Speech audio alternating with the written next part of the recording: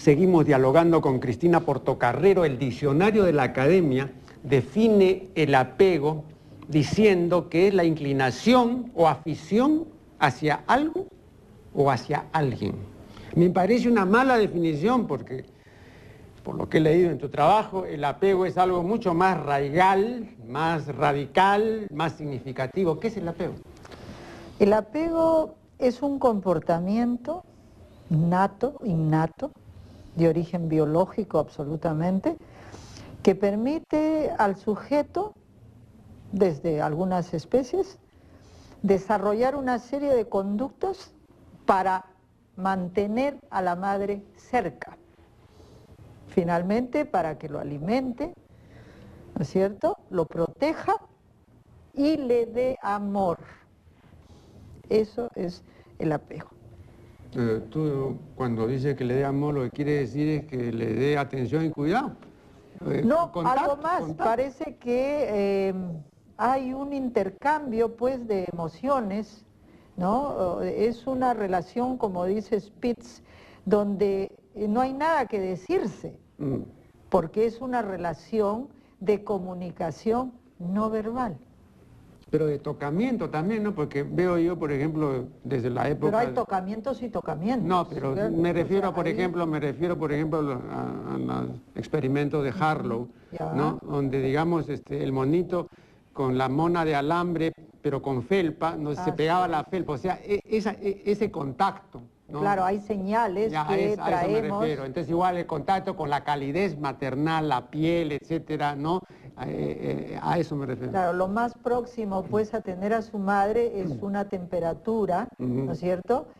Una textura también y por cierto muchas otras cosas que no están puestas en evidencia porque deben ser de intercambio fisiológico, propioceptivo, de señales táctiles o lo que se dice, ¿no? Que la madre, por ejemplo, que también está haciendo su respuesta al apego, tiene también una cierta predisposición para entender señales, gestos, sonrisas, llantos, etcétera, que esa es la manera que ella va a responder a la necesidad de este bebé.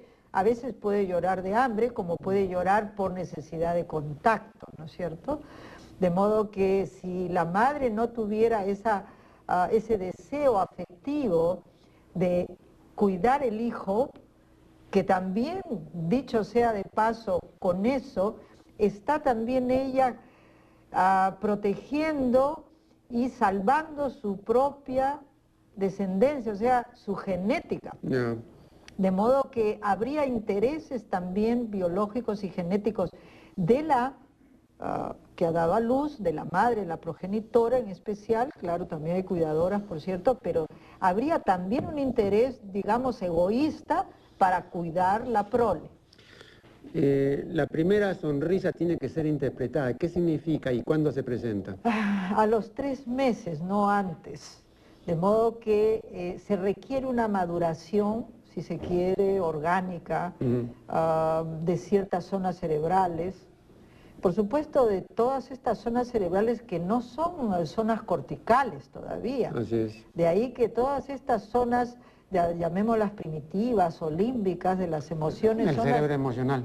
el que está trabajando, ¿no? De modo que estas primeras experiencias acuñan en estos, ¿no?, mapas cerebrales. Pero ¿cómo tempranos. debemos interpretar la sonrisa? La sonrisa es el primer precario reconocimiento de un otro. Ante un estímulo grato, aprende primero un gesto que puede hacer y después toma significado con el avance de la maduración, los contactos y el reforzamiento, por cierto, visto desde el aprendizaje.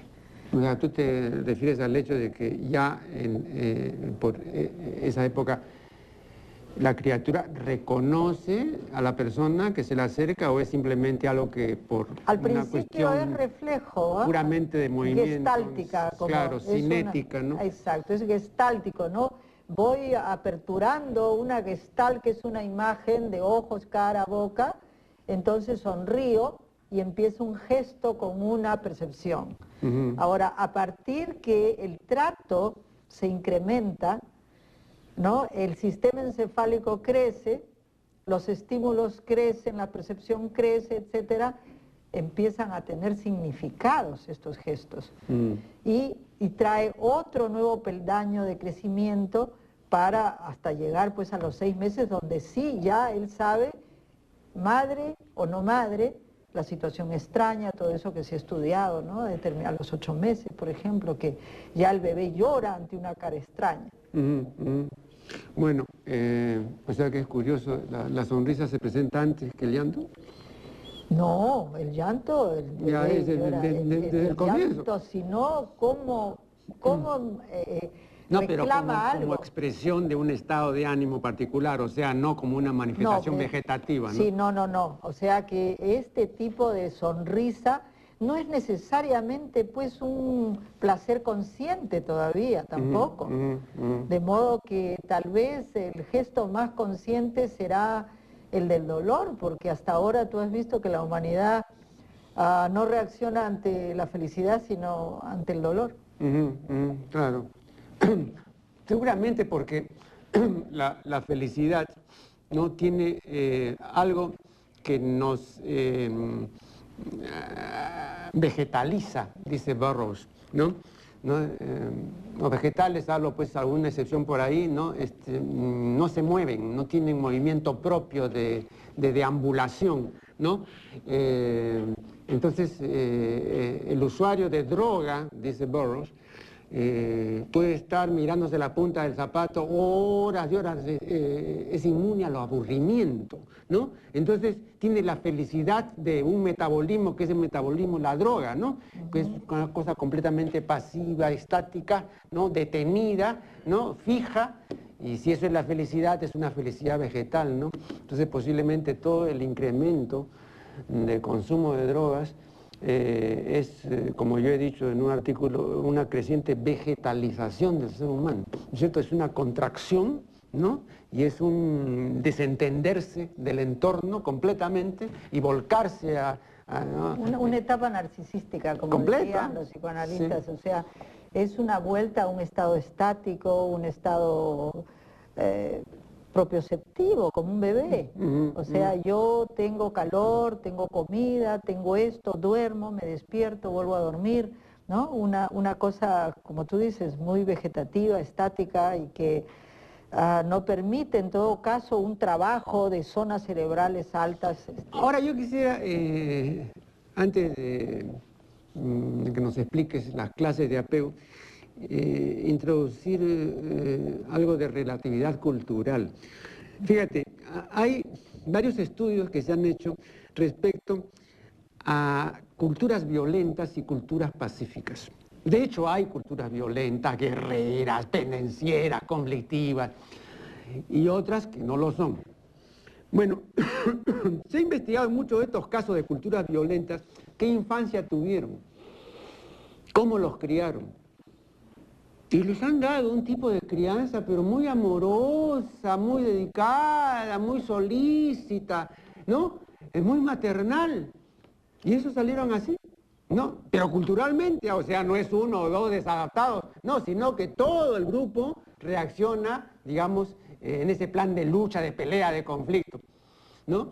Entonces, en el caso también que estudió Margaret Smith, ¿no? de la cultura munducomorense, por ejemplo, sí. Donde las mujeres se han incluso virilizado, donde son así, ¿no? Pero el tipo, digamos, de educación no es un tipo violento de educación, ni las tratan a golpes, ni no. Y sin embargo producen culturalmente esos resultados, ¿no?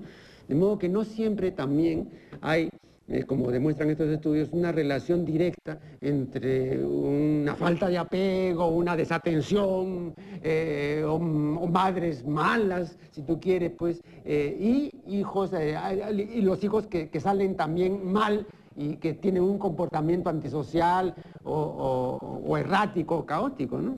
Claro, habría muchos factores sin duda, pero nosotros sabemos que la sociedad te pone determinados espacios que tú tienes que cumplir, llenar, tener requisitos para, por decirte, para ser una pareja, ya se sabe qué se espera de la pareja. La sociedad ya sabe qué rol quiere que cumpla la mujer, qué rol quiere que cumpla él, o sea que de todas maneras los padres educan a estos chicos desde pequeños hacia esos roles. Estamos definitivamente preparados desde niños a cumplir esos roles que los padres ya saben que los hijos van a cumplir. Claro, también quería mencionarte antes de entrar en el corte, quería mencionarte que, por ejemplo, nosotros hemos desconocido el fenómeno de las pandillas. Había pues una pandilla de barrio, unas cuantas, pero no pues como hay ahora 1500 en Lima. Bueno, pero vamos a esto. Una persona que ha estudiado muy bien este asunto y que conoce además el mundo del AMPA muy bien, el doctor José Luis Pérez Guadalupe, que ha estado más de una vez aquí en este programa y que es una persona que tiene un gran fundamento y que ha escrito varios libros, por ejemplo dice, y yo también creo en eso, de que los más de esos pandilleros son, para usar sus términos, pero es un término además que se usa ya de una manera bastante extensa, están quemados, dice. Eso ya no es recuperable como forma de vida. Ya eso no, ¿qué rehabilitación ni 8 cuartos? Ya está quemado, eso tiene un vocabulario de 10 palabras y la más de ellas son monosilábicas y todo, ya 0. A los 15 años, 16, porque no hay un pandillero que tenga más de 20. Entonces, digo, eso por ejemplo es un fenómeno de autodestrucción, ¿no? Pero así, galopante, ¿no? Así es. Aquí en este caso cuando dice que están quemados es porque estos chicos muy tempranamente han usado drogas. Sí, no, y las peores. ¿Eh? Sí, de modo que la participación encefálica cerebral para las conductas desde chicos hasta que somos adultos está como requisito fundamental.